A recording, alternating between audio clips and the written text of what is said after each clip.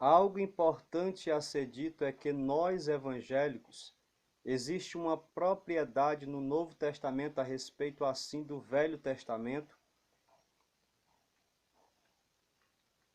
A pessoa de Jesus é o assim do Velho Testamento, é a revelação, por isso, à luz do entendimento da pessoa de Cristo. Vamos conseguir entender muitas questões anunciadas, profetizadas no Antigo Testamento. Acreditamos na certejidade das Escrituras, que isso não veio para passar por cima daquilo que já está revelado. Deve ser entendida a explicação à luz das Escrituras. Pressuposto: crer que sem fé é impossível. Não posso estudar teologia para questionar crenças, ou credos, ou dogmas que existem nas igrejas. João 16:15, ele nos ajuda a entender aquilo que Deus quer. Outra coisa é que devemos estudar a teologia com sentimento voltado à adoração. Teologia bíblica não é fugir do que já está revelado. Os evangélicos têm uma teologia própria, repartidas em duas, que existem diferenças, e os tradicionais e os pentecostais. E há várias teologias. Os católicos, por exemplo, têm sua teologia própria. Teologia patricas, falando dos nossos pais na fé quando vieram. Podemos pensar na teologia reformada a partir da reforma protestante, Calvino, com Lutério e com tantos pensadores, teologia contemporâneas que vieram a partir de pensamentos humanos.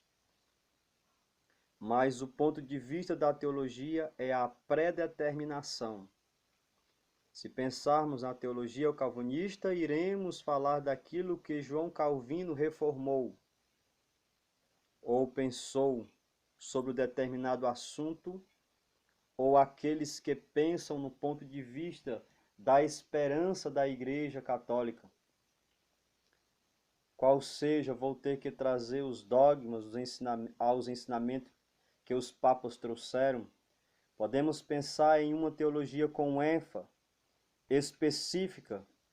Por isso, dá um ênfase no Antigo Testamento ou ênfase no Novo Testamento, mas voltando ao início, vamos juntar tudo em uma maneira sistemática. A teologia será cristã e bíblica. Ela é dedutiva, ou seja, eu leio o texto para ver o que ele está comunicando do que ele está a me ensinar. Na teologia não se pode pegar versículos isolados para tentar criar um verso teológico. Baseado nisso, realmente se faz ao contrário. Você lê uma porção do texto para entender qual é o ensinamento teológico que tem por trás disto. Pentateucos são 5 livros primeiros da Bíblia, que para os judeus é chamado de Torá, do qual foi dado por Moisés por lei básica. Portanto, quer dizer 5, teu, estomos. Penta quer dizer 5, teuco, estomos. Parte histórica era que estava acontecendo algo depois da lei. Josué até Ester mostra isto. Livros poéticos, como Jó, Salmo, Provérbios, Eclesiástico e Cantares, deve ser entendido e interpretado como poesias. Parte profética, profetas maiores, porque são livros mais largos, da sua compreensão, devemos saber que elementos já foram cumpridos e elementos ainda que não foram cumpridos, totalmente falando, de Jeremias, Isaías, Lamentações e Ezequiel. Profetas menores, como Daniel, Oséias, Malaquias, são livros menores, mas que emete algo futuro. O Novo Testamento começa com a narrativa da vida de Jesus Cristo. Daí já começa uma biografia dividida em quatro, que são os evangelhos de Mateus, Marcos, Lucas, João. Estes são características próprias. Eles apresentam fatos que não têm específicas datas, mas que existem indicativos que devemos colocar estes em expectativas. Temos um livro histórico, Atos dos Apóstolos.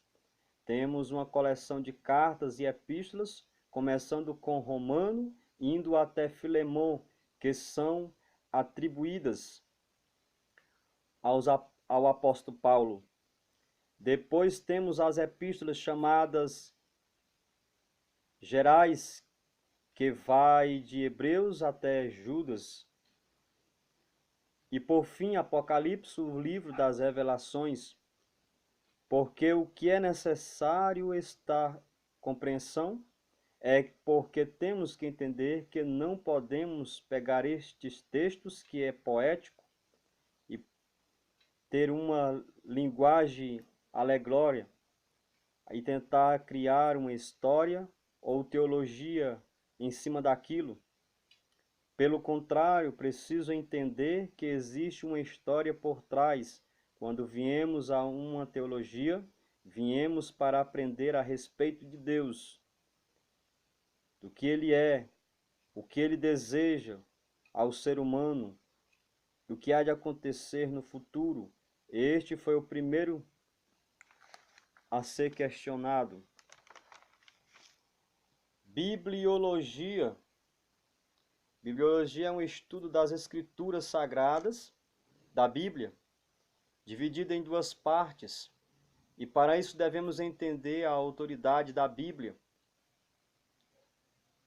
Ao longo da teologia, duas tentativas foram feitas para assimilar este entendimento ou este pensamento, mas se cria um dilema se nós tirarmos a Bíblia como autoridade. Tudo ou mal falado a respeito de Deus entrará em choque, porque se a Bíblia não é uma autoridade, como podemos falar a respeito de Deus? Esta é a divisão mais importante dentro da teologia, o que separa a teologia bíblica da especulativa, ou como é chamada, filosófica. A Bíblia é a palavra de Deus e temos que reforçar sua autoridade.